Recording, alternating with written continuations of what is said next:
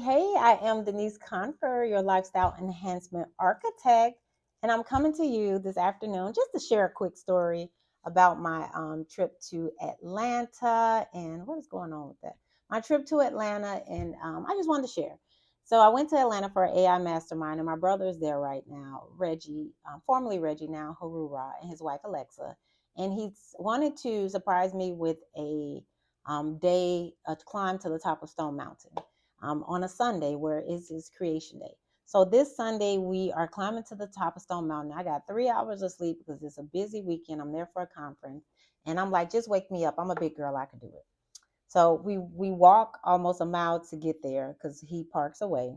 He likes to walk, and then when we get there, I'm climbing up the mountain, and it wasn't even halfway, but it was at a point on the mountain where I just started to feel hot and dizzy, and I had to sit down, and this heat came over me. I had to unzip my coat and come out of, like, literally it's 30 degrees outside, winds blowing hard.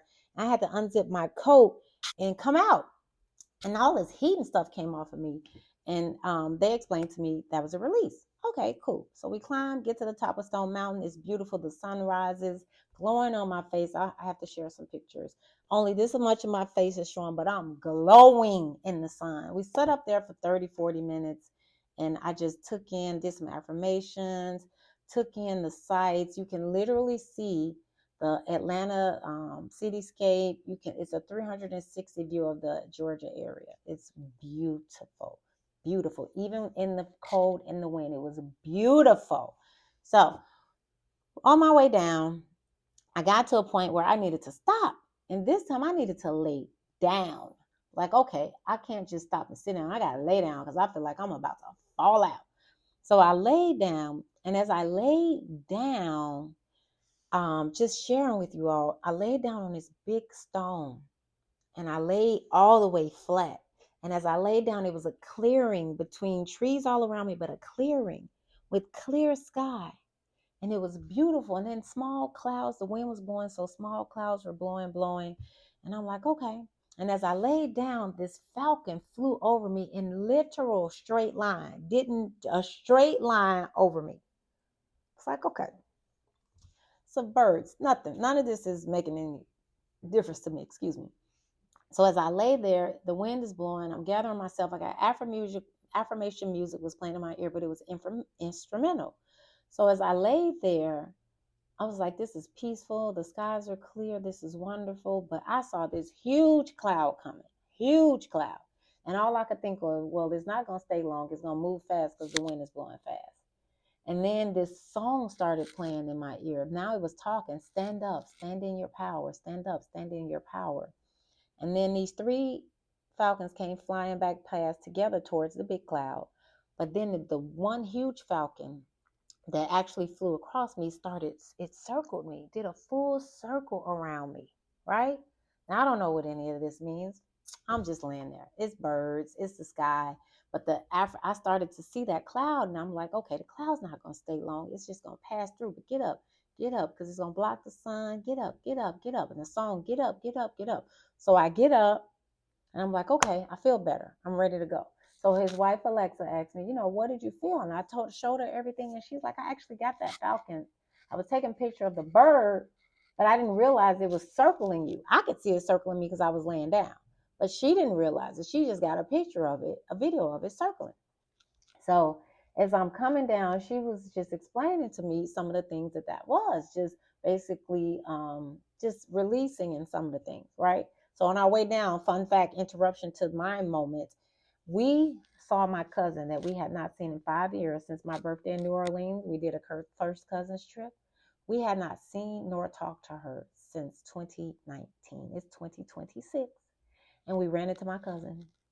And she was going to walk around on the trail of Stone Mountain, but she saw this guy with his stick, because they walk up some like ski sticks, because this is a steep mountain. You're climbing, it's hiking. You're basically going hiking.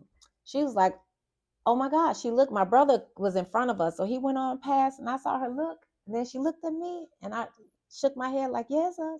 She looked at him again, looked at me. I'm like, yes, it's us. Hey, cousin. Ah. So that was another moment that we had. My cousin, I stayed on the mountaintop for like 30, 40 minutes. I had to lay down and go have a moment, and then we ran into my cousin. So all of this is intentional, and the spirit and different things talking to us, and God showing us the way. So after that, I go home. We go to have we have cacao, and we start to talk about the mountain, just the clouds and the clearing and how it was moving fast, and trouble doesn't last always. So that is it that night. Yes, I went to my event and came back. That night we had a ceremony, and our ceremony includes something called rapé. It's a healing that they do, and you put it in this. I think it's porcelain. I don't remember the actual material, but it's from Egypt, and you actually sniff it up your nose. So I've had a ceremony before, and he detoxed me, and the rapé was super strong. And I was like, I don't know if I want to do it again. And he's like, I'm gonna give you something mild. Cool. Took something mild, and we meditate, and we do the rapé, and we meditate in silence. None of this is speaking, no music or anything, just complete silence. And the first rapé, I was like, okay. She asked me what happened. So the first rapé was like I was back on the mountain with the birds and the clearing, and it just felt peaceful. It was really, really, really, I felt a sense of peace, a sense of calm, and a sense of serenity. So he was like, okay, you did that really good. We're going to do another one. Do you want to do another one with us? I was like, I don't know. He's like, nothing too much. He's like, I have two options. This one, Rose, and something else starts with the S. It's like, well, what does the second one stand for? He gave me a little information. I was like, okay, maybe I'll do that one. The Rose was for feminine power. The other one was for empowerment and authority, or something along those lines. So he had to go to the restroom. So his wife went down to get her phone. They don't listen, you all. They disconnect. When I say disconnect, their phones are downstairs in another part of the house. They leave them there overnight. They leave them when they're doing things. They do not keep their phones near them. So she came and she gave me the meaning of the second rapé, which was definitely empowerment, standing in your power and taking charge and da da da da. And I was like, okay. He came out of the bathroom. I said, I do not want the feminine energy. I want the empowering rapé. So he goes to put the stuff in there. We have our rapé. Now this time I'm like spinning, spinning. I'm in this chair and I'm spinning, and I have to release. I'm spinning, I'm blowing, I'm releasing, but I'm spinning. And all I could think is, I want to lay down. I want to lay down. I want to lay down. I want to lay down. And I was like, no. Now this is silence. Remember, we're sitting in silence. We're sitting straight up. And I was like, I'm going to ask him to lay on the yoga mat, because he always lays the yoga mat out in case we need it. I'm going to tell him I want to lay on the yoga mat. I want to lay down. I want to lay down. I want to lay down. I'm going to lay on the yoga mat.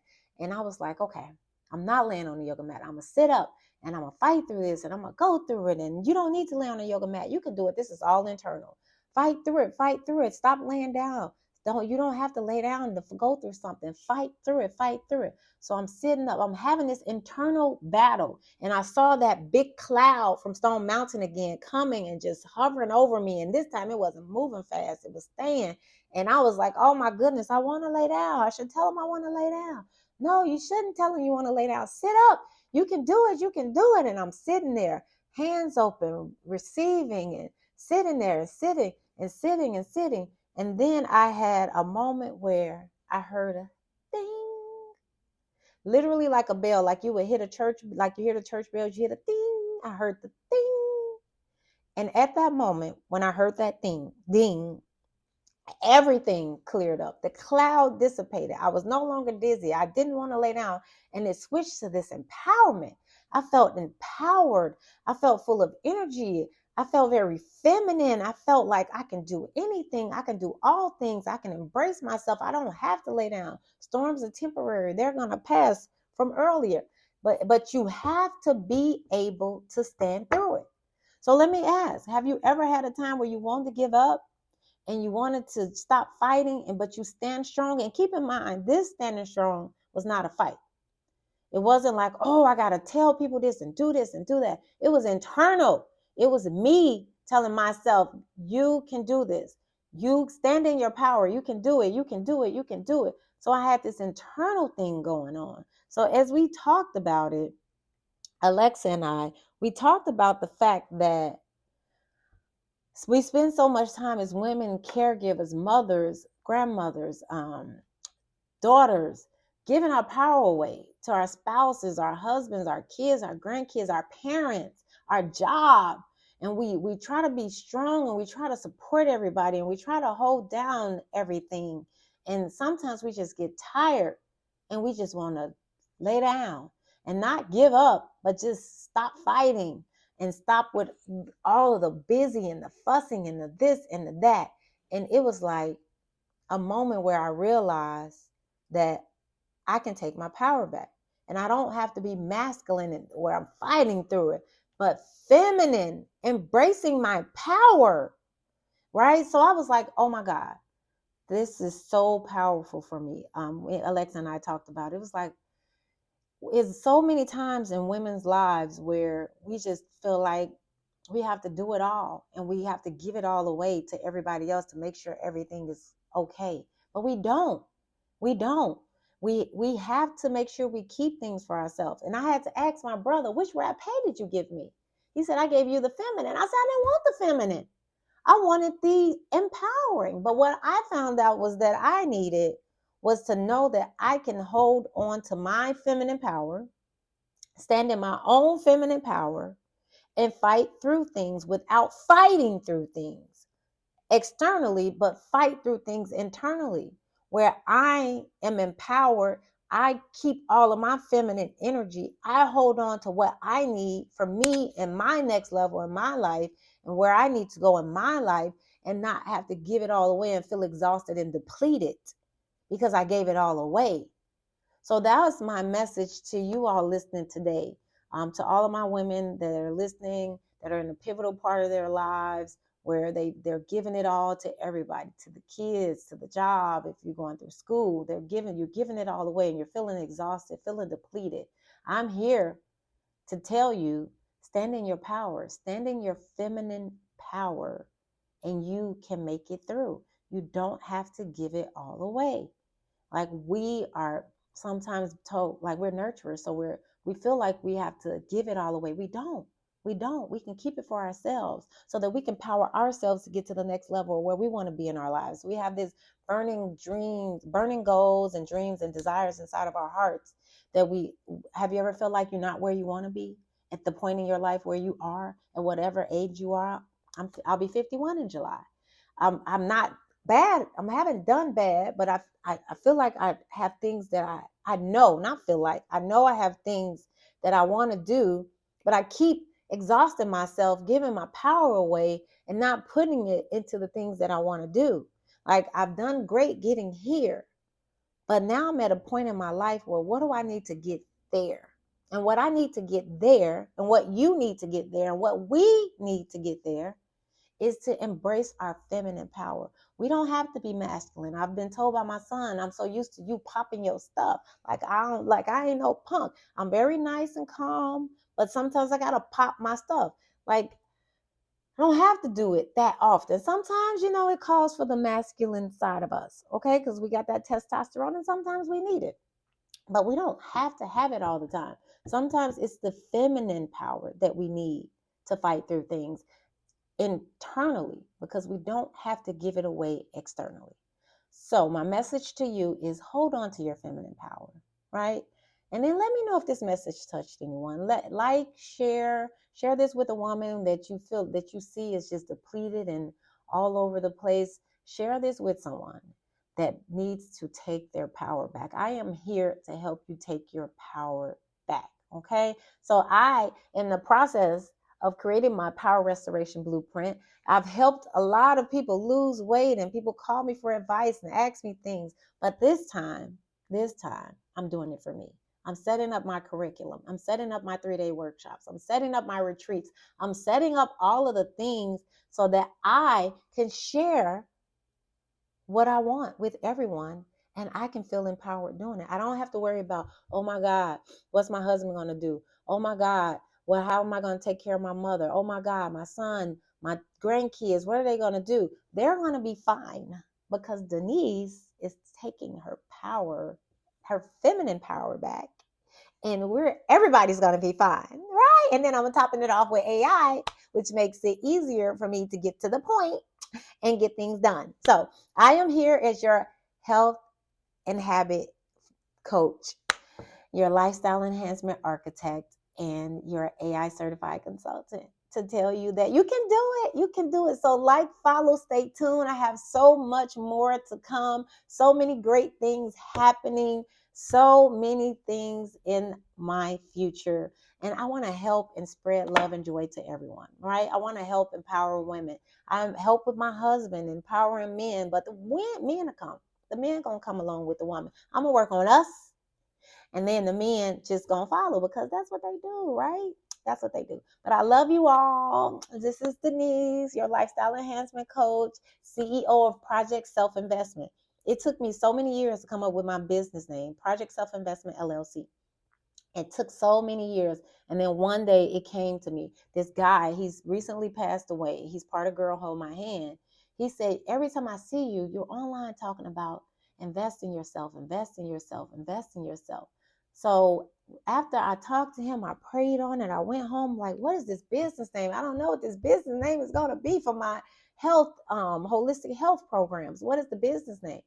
Project Self Investment.